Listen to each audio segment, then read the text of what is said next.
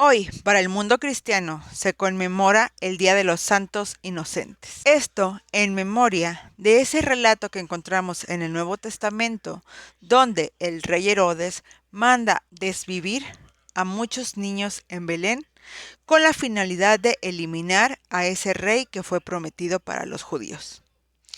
Hoy hablamos al respecto.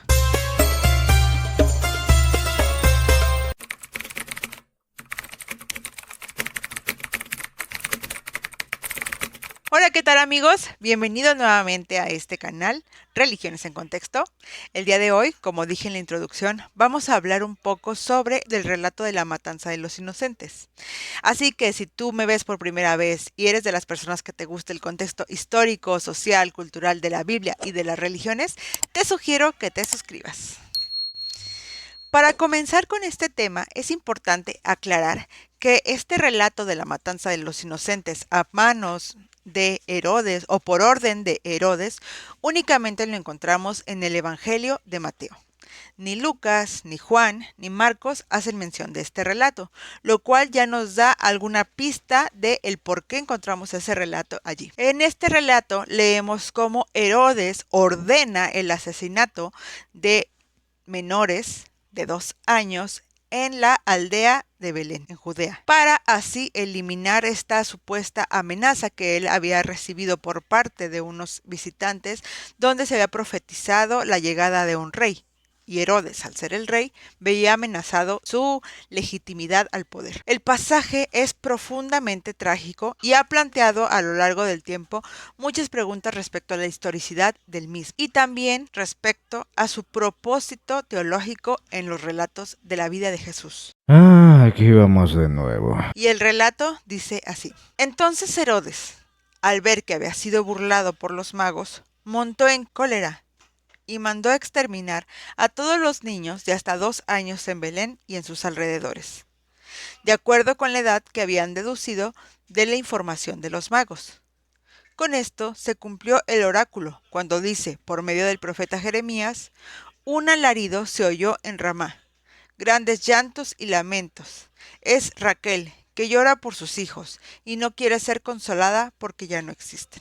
El autor del Evangelio de Mateo presenta esta situación como un cumplimiento profético que traza un paralelo incluso hasta la vida de Moisés, cuando el faraón manda a matar a los niños también, y él es rescatado milagrosamente. De hecho, vemos también en el pasaje que José, advertido por sueños, huye a Egipto para poderse librar de esta situación. Esto con la finalidad de reforzar la figura de Jesús como un nuevo Moisés, que al parecer es el objetivo teológico del Evangelio de Mateo. ¿No les parece eso curioso? La historicidad de esta matanza ha sido seriamente cuestionada, como te lo dije al inicio de este video, principalmente por falta de evidencia externa a la Biblia que nos proporciona información al respecto. Herodes el Grande ha sido recordado como un rey brutal y paranoico.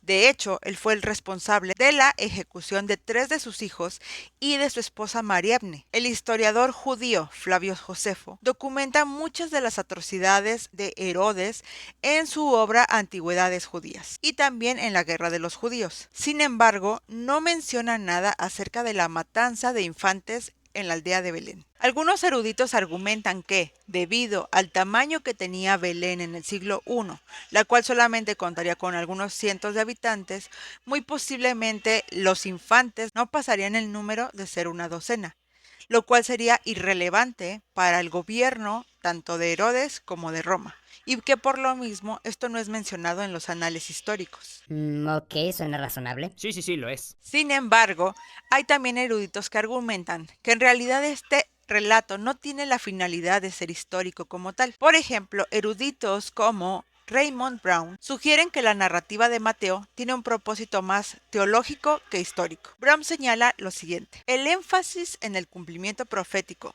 y el paralelismo con Moisés sugieren que el relato fue diseñado para establecer a Jesús como el cumplimiento de la historia de Israel y el portador de una salvación divina. Del mismo modo, el erudito John P. Mayer Destaca que el relato posiblemente no sea histórico, pero que sí sirve como una especie de alegoría del enfrentamiento entre el reino de Dios y la fuerza opresora del mundo. El uso de este tipo de relatos legendarios donde vemos una infancia que corre peligro eran algo muy común en la antigüedad. Lo vemos en el mismo relato de Moisés, donde su mamá tiene que dejarlo abandonado en el río para que éste no sea asesinado por los enemigos.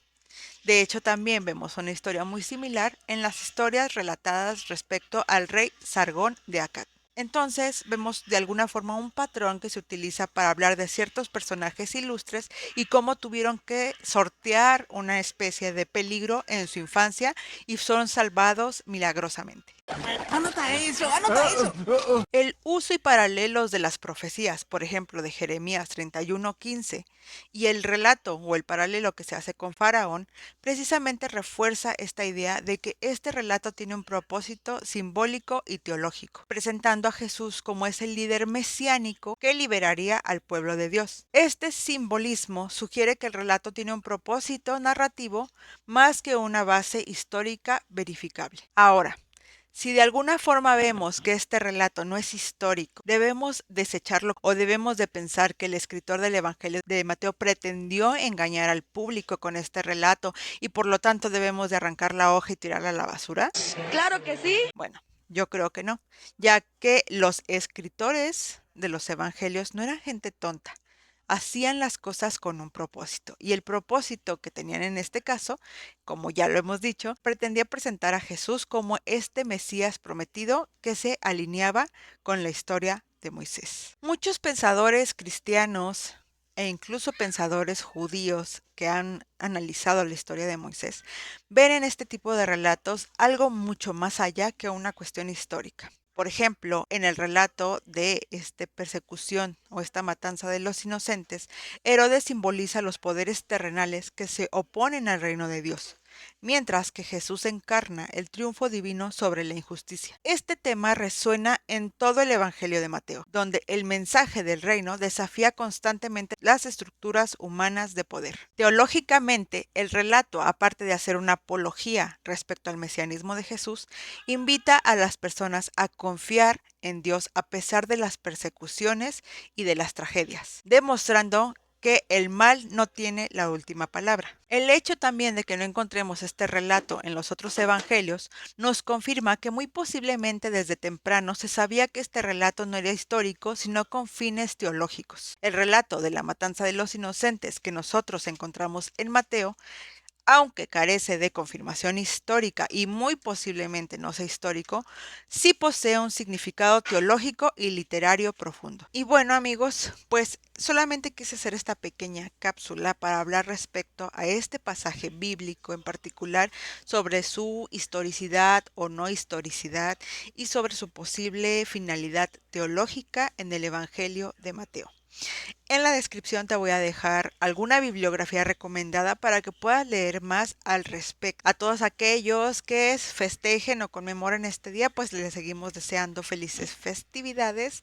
Y si es la primera vez que ves este video y te gustó, te invito a suscribirte. También te invito a que me regales un like y que me dejes en los comentarios qué opinas de este tema o si te gustaría que profundicemos más en este tipo de cuestiones históricas de los evangelios. Así que ahí les dejo esa de tarea. Like, suscríbanse, dejen su comentario, compartan este video con quienes ustedes creen que les pueda servir. Nos vemos pronto, que estén muy bien. Shalom.